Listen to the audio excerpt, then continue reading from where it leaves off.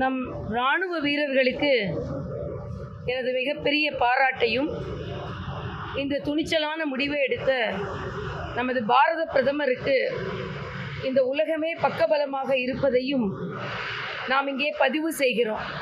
தீவிரவாதத்திற்கு எதிராக பாரத தேசம் ஒரு தீர்க்கமான முடிவை எடுக்கும் என்பதை நேற்று இரவு நடு இரவிலிருந்து அதை செய்து காட்டியிருக்கிறோம்.